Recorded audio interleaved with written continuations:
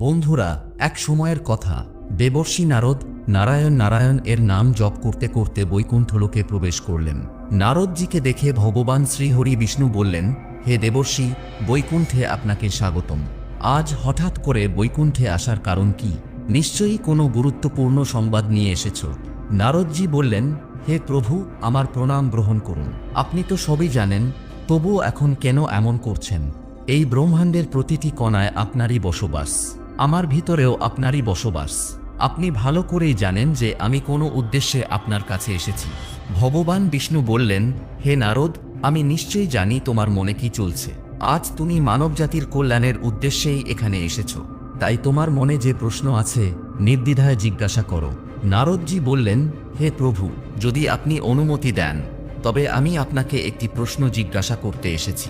হে প্রভু, ব্রহ্মদেব সৃষ্টি করার সময় নারী ও পুরুষের সৃষ্টি করেছিলেন এবং উভয়কে একে অপরের পরিপূরক করে গড়ে তুলেছিলেন। কিন্তু হে প্রভু, কিন্নর অর্থাৎ হিজড়াদের উৎপত্তি কিভাবে হলো, যারা পুরোপুরি পুরুষ নয় এবং নারীও নয়? ভগবান বিষ্ণু বললেন, হে দেবর্ষি, আজ তুমি যথাযথ প্রশ্ন করেছ। তোমার এই প্রশ্নের উত্তর মহারাজ সুদমের কাহিনীতে লুকিয়ে আছে। দেবর্ষি বললেন, হে প্রভু, মহারাজ সুদম কে ছিলেন এবং কি কারণে তিনি নারীর শরীর পেলেন? দয়া করে আমাকে মহারাজ সুদমের কাহিনী বিস্তারিত শোনান। ভগবান বিষ্ণু বললেন, হে দেবর্ষি, আজ আমি তোমাকে মহারাজ সুদমের কাহিনী শোনাব। এই কাহিনীর মাধ্যমে তোমার সব প্রশ্নের উত্তর পেয়ে যাবে। তাই তুমি এই কাহিনী মন দিয়ে শোনো। যদি কেউ এই কাহিনী সম্পূর্ণ শোনে, তার অর্ধেক পাপ নাশ হয়ে যাবে। দেবর্ষি বললেন, হে প্রভু, আমি এই কাহিনী সম্পূর্ণ শুনব। দয়া করে আপনি আমাকে সেই কাহিনী বলুন। তারপর ভগবান বিষ্ণু নারদজিকে মহারাজ সুদমের কাহিনী শোনাতে শুরু করলেন। হে নারদ মুনি, পূর্বকালের কথা, পৃথিবী লোকে মহারাজ সুদম নামে এক রাজা রাজত্ব করতেন। তিনি ছিলেন অত্যন্ত পরাক্রমশালী, ধর্মপরায়ণ, সত্য ধর্ম পালনকারী, বীর এবং জিতেন্দ্রীয়। তিনি তাঁর কর্মের মাধ্যমে কুলের গৌরব বৃদ্ধি করেছিলেন। মহারাজ সুদম ছিলেন দানশীল এবং বিদ্বান। তাঁর রাজ্যের প্রজারা তাঁর প্রতি অত্যন্ত সন্তুষ্ট ছিল। একদিন মহারাজ সুদম ঘোড়ায় চড়ে শিকার করতে জঙ্গলে গেলেন। তার সাথে সিপাহী এবং কিছু মন্ত্রীও ছিলেন। মহারাজ তার কানে সুন্দর কুণ্ডল পরেছিলেন। তার কাছে বর্ব নামের একটি ধনুক ছিল এবং তীরে ভরা তুনি ধারণ করে তিনি জঙ্গলে ঘুরতে লাগলেন। সেই জঙ্গলের পাশে কুমার নামে একটি জঙ্গল ছিল, যা অত্যন্ত সুন্দর দেখাচ্ছিল। সেই জঙ্গলে ভগবান শিবের মায়া ছড়িয়েছিল, যার কারণে সেই জঙ্গল পৃথিবীতে স্বর্গের মতো মনে হচ্ছিল। অনেক জঙ্গলি পশুর আওয়াজ দূর থেকে শোনা যাচ্ছিল, যা শুনে রাজার মনে সুখের অনুভব হতে লাগল। যখনই মহারাজ সুদম কুমার নামের সেই জঙ্গলে প্রবেশ করলেন, ঠিক সেই মুহূর্তে তাঁর শরীর নারীর রূপে পরিণত হল। মহারাজের ঘোড়াও ঘোড়িতে পরিণত হল। তাঁর সাথে আসা সব সিপাহী এবং মন্ত্রীরাও নারী হয়ে গেল। হঠাৎ এমন অদ্ভুত পরিবর্তন দেখে মহারাজ এবং সব সিপাহী আশ্চর্য হয়ে গেল এবং চিন্তায় পড়ে গেল। তারা মনে মনে ভাবতে লাগল, এটা কি করে সম্ভব? মহারাজ সুদম তাঁর নারী রূপ দেখে খুব দুঃখী এবং লজ্জিত হয়ে গেলেন এবং তাঁর সিপাহীদের বললেন, এটা আমাদের সাথে কি অশুভ ঘটনা ঘটল? আমরা সবাই হঠাৎ করে পুরুষ থেকে নারী হয়ে গেলাম কেন? এখন আমরা কি করব? নারীর শরীর নিয়ে আমরা বাড়ি কিভাবে যাব? আর কিভাবে আমি রাজ্য পরিচালনা করব? আমাদের প্রজারা আমাদের দেখে কি বলবে? দেবর্ষি নারদ ভগবান বিষ্ণুকে বললেন, হে প্রভু, আপনি খুব আশ্চর্য কথা বললেন। দেবতাদের মতো তেজস্বী রাজা সুদম কিভাবে নারীর শরীর পেলেন? এর কারণ কি? দয়া করে বলুন। সেই মনোরম জঙ্গলে রাজা এমন কি কাজ করেছিলেন যার জন্য তিনি নারীর শরীর পেলেন? দয়া করে বিস্তারিত বলুন। তখন ভগবান বিষ্ণু বললেন, হে দেবর্ষি, এর পিছনে ভগবান শিবের মায়াই রয়েছে। ভগবান শিবের মায়ার কারণেই মহারাজ সুদম এবং তাঁর সিপাহীরা নারীর শরীর পেয়েছেন। এক সময়ের কথা, ভগবান শিব এবং দেবী পার্বতী এই বনে একান্তে বিহার করছিলেন। তখন সনক, সনন্দন, সনাতন এবং সন্ত কুমার নামক চার মুনি ভগবান শঙ্করের দর্শন করতে সেই বনে এলেন। সনকাদিক মুনিদের কোনো বন্ধন নেই। তারা বিনা অনুমতিতে যে কোনো স্থানে যে কোনো সময় আসতে পারেন। যখন সেই চার মুনি ভগবান শঙ্করের দর্শন করতে সেই বনে এলেন, তখন তারা দেখলেন যে দেবী পার্বতী এবং ভগবান শিব একান্তে বিহার করছেন। সনকাদিক মুনিদের হঠাৎ সেই স্থানে আসতে দেখে দেবী পার্বতী অত্যন্ত লজ্জিত হয়ে গেলেন। দেবী পার্বতী তৎক্ষণাৎ ভগবান শিব থেকে দূরে সরে দাঁড়ালেন। যখন সেই চার মুনি দেবী পার্বতী এবং শিবজিকে একান্তে বিহার করতে দেখলেন, তখন তারা তৎক্ষণাৎ সেখান থেকে ফিরে নরনারায়ণের আশ্রমের দিকে চলে গেলেন। যখন ভগবান শিব পার্বতীকে লজ্জিত হয়ে দূরে দাঁড়িয়ে থাকতে দেখলেন, তখন তিনি বললেন, হে প্রিয়, তুমি এভাবে লজ্জিত হচ্ছ কেন? তারা চারজন আমাদের পুত্রের মতো, তাদের থেকে তুমি লজ্জা পেও না। দেবী পার্বতী বললেন, হে প্রভু, নারীকে তার পুত্রের সামনেও কখনো স্বামীর সাথে বিহার করা উচিত নয়, তাকে সর্বদা মর্যাদায় থাকতে হবে। আপনি বলেছিলেন যে এই স্থানে কেউ আসবে না, তাহলে আমাদের একান্তে বিঘ্ন সৃষ্টি করতে এই চার মুনি কোথা থেকে এলেন? আপনি এখনই এমন কিছু করুন যাতে কেউ এই বনে না আসে, নইলে আমি এই স্থান থেকে চলে যাব। তখন ভগবান শিব বললেন, হে প্রিয়, ঠিক আছে, তোমার এই দুঃখ দূর করার জন্য আমি এখনই কিছু উপায় বের করছি। হে প্রিয়, আজ থেকে যদি কেউ এই বনে কোনো পুরুষ প্রবেশ করে, তাহলে সে নারী রূপে পরিবর্তন হয়ে যাবে। হে দেবর্ষি, সেই দিন থেকে যে কেউ সেই বনে যায়, সে নারী হয়ে যায়। যারা জানে যে সেই বনে শিবজির মায়া ছড়িয়ে আছে, তারা ভুলেও সেই বনে যায় না।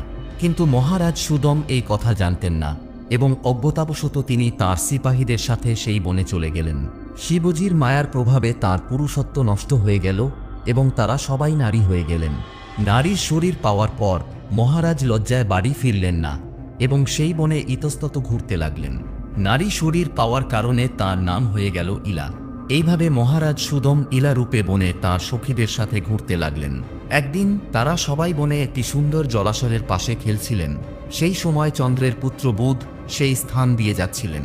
অনেক নারীর সাথে ঘুরতে থাকা সেই যুবতী ইলাকে দেখে চন্দ্রের পুত্র বুধ তার প্রতি মোহিত হয়ে গেলেন। ইলার সুন্দর ও মনোমুগ্ধকর রূপ দেখে বুধজি মন্ত্রমুগ্ধ হয়ে গেলেন এবং সেই মুহূর্তে তার মনে ইলাকে পাওয়ার ইচ্ছা জাগল। যখন ইলাও বুধজির সুন্দর রূপ দেখলেন, তখন তিনিও বুধজির প্রতি মোহিত হয়ে গেলেন এবং তাকে তাঁর স্বামী বানানোর জন্য ব্যাকুল হয়ে উঠলেন।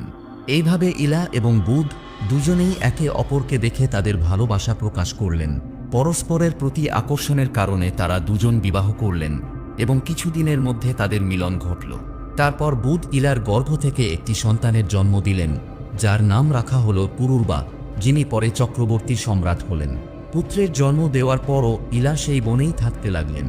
তারপর একদিন ইলা তাঁর আগের পুরুষ রূপের কথা মনে করে চিন্তিত হয়ে পড়লেন। তখন তিনি মুনিশ্রেষ্ঠ বশিষ্ঠজির স্মরণ করলেন। ইলার স্মরণ করতেই মুনিবর বশিষ্ঠজি সেই স্থানে উপস্থিত হলেন। মুনি বশিষ্ঠজি ইলাকে বললেন, হে দেবী, তুমি কি কারণে দুঃখী? যদি কোনো গোপন কথা না হয়, তবে তুমি আমাকে তোমার দুঃখের কারণ বলতে পারো। তখন ইলা বশিষ্ঠজিকে বললেন, হে মুনিবর, এই বনে আসার আগে আমি একজন পুরুষ ছিলাম। আমার নাম ছিল সুদম, কিন্তু এই বনে আসার পর আমার শরীর নারীর রূপে পরিবর্তন হয়ে গেছে। এটা কি কারণে হলো, দয়া করে আমাকে বলুন। তখন মুনি বশিষ্ঠজি বললেন, হে দেবী, সম্ভবত তুমি জানো না, এই বনে ভগবান শিবের মায়া ছড়িয়ে আছে। তিনি এই বনকে এমন অভিশাপ দিয়েছেন যে যদি কোনো পুরুষ এই বনে আসে, তাহলে সে নারী হয়ে যাবে। ভগবান শঙ্করের মায়ার কারণেই তুমি নারীর শরীর পেয়েছ। তারপর ইলা বললেন, হে মুনিবর, দয়া করে আমাকে আমার আগের শরীর ফিরিয়ে দিন। আমার প্রজারা আমাকে ছাড়া খুবই দুঃখী হয়ে আছে। আমি এই অবস্থায় আমার রাজ্যে ফিরে যেতে পারছি না। মুনি বশিষ্ঠজি মহারাজ সুদমের এমন অবস্থা দেখে আর সহ্য করতে পারলেন না। মহারাজ ছিলেন অত্যন্ত বীর এবং পরাক্রমশালী, কিন্তু শিবজির মায়ার কারণে তিনি নারীর রূপ পেয়েছিলেন। বশিষ্ঠজি বললেন, হে বৎস, তুমি চিন্তা করো না, আমি ভগবান শিবের কাছে প্রার্থনা করে তোমার সাহায্য করব। তারপর বশিষ্ঠজি সেই স্থানে সমস্ত লোকের কল্যাণকারী ভগবান শঙ্করের আরাধনা শুরু করলেন। ভগবান শঙ্কর বশিষ্ঠজির আরাধনায় অত্যন্ত প্রসন্ন হলেন এবং সাক্ষাৎ তাঁকে দর্শন দিয়ে বললেন, হে মুনিবর, আমি তোমার ভক্তিতে অত্যন্ত প্রসন্ন হয়েছি। তোমার যে কোনো মনোবাঞ্ছিত বর চাইতে পারো। তখন বশিষ্ঠজি ভগবান শঙ্করকে বললেন, হে প্রভু, আপনার দর্শনে আমার ব্রত সফল হয়েছে। হে ভোলেনাথ, আমার শুধু এই কামনা যে আপনি আমার শিষ্য মহারাজ সুদমকে পুনরায় পুরুষ বানিয়ে দিন। তারপর শিবজি বললেন, হে মুনিবর, আমারই মায়ার কারণে সুদম নারীর শরীর পেয়েছে, তাই আমি তাকে পুরুষের শরীর দিচ্ছি। কিন্তু রাজা সুদম 1 মাস পুরুষ থাকবেন এবং 1 মাস নারী থাকবেন। এই বলে ভগবান শিব সেই স্থান থেকে অদৃশ্য হয়ে গেলেন। এইভাবে বশিষ্ঠজির কৃপায় এবং ভগবান শিবের আশীর্বাদে মহারাজ সুদম 1 মাসের জন্য পুরুষের শরীর পেলেন এবং তিনি তার রাজ্যে ফিরে গেলেন। সেখানে সুখে বাস করতে লাগলেন। যখন মহারাজ পুরুষের রূপে থাকতেন, তখন তিনি তার নগরে গিয়ে রাজকার্য করতেন এবং যখন তিনি 1 মাসের জন্য নারীর রূপে থাকতেন তখন তিনি বনে চলে যেতেন। মহারাজের এমন অদ্ভুত আচরণে তার প্রজারা ভীত হয়ে গেল এবং তারা আগের মতো মহারাজ সুদমের সম্মান করতে লাগল না। ইতিমধ্যে মহারাজের নারী রূপে থাকাকালীন বুধের সাথে তার যে পুত্র হয়েছিল, যার নাম পুরুরবা ছিল, সে বড় হয়ে গেল। তখন মহারাজ সুদম তাকে তাঁর রাজ্য দিয়ে তিনি চিরকালের জন্য বনে চলে গেলেন। বনে গিয়ে মহারাজ সুদম তাঁর নারী শরীর ইলা রূপে তপস্যা করতে লাগলেন। তারপর তিনি দেবর্ষি নারদজির কাছে নবকার মন্ত্রের দীক্ষা নিলেন এবং দেবী পার্বতীর উপাসনা করতে লাগলেন। অনেক বছর ধরে সেই বনে থেকে তিনি সেই মন্ত্র জপ করলেন এবং দেবীকে প্রসন্ন করলেন। তারপর ভক্তদের উদ্ধারকারী জগৎজননী ভগবতী পার্বতী তাকে সাক্ষাৎ দর্শন দিলেন। সেই সময় দেবী সিংহের উপর চড়ে তার সামনে দাঁড়ালেন। দেবীকে তার সামনে দাঁড়িয়ে থাকতে দেখে ইলা তাকে প্রণাম করলেন এবং তার স্তুতি করতে লাগলেন, হে জগৎ জননী, আমি আপনার চরণ কমলের বন্দনা করছি, দয়া করে আমাকে এই শরীর থেকে মুক্তি দিন। তখন দেবী তাকে প্রসন্ন হয়ে বললেন, হে ইলা, আজ তুমি নারী শরীর থেকে মুক্তি পাবে এবং পরম পদ লাভ করবে। দেবীর এই কথা বলার সাথে সাথেই ইলা তাঁর শরীর ত্যাগ করলেন এবং পরম পদ লাভ করলেন। মহারাজ সুদমের পরম ধামে যাওয়ার পর মহারাজ পুরুরবা তার রাজ্যে রাজ করতে লাগলেন। হে দেবর্ষি, এখন শোনো কিন্নরদের উৎপত্তির রহস্য। মহারাজ সুদম তাঁর সিপাহীদের সাথে সেই বনে এসেছিলেন। তার যে সিপাহীরা ছিলেন তারা সবাই কিন্নর হয়ে সুমেরু পর্বতের কাছে গিয়ে বাস করতে লাগলেন। তাদের থেকেই ধীরে ধীরে কিন্নর প্রজাতির উৎপত্তি হল। বন্ধুরা, এইভাবে ভগবান বিষ্ণু নারদজিকে কিন্নরদের উৎপত্তির রহস্য বললেন। আশা করি আপনাদের এই কাহিনীটি ভালো লেগেছে। ভিডিওটি ভালো লাগলে লাইক করুন এবং কমেন্টে জয় শ্রী হরি বিষ্ণু এবং হর হর মহাদেব লিখতে ভুলবেন না।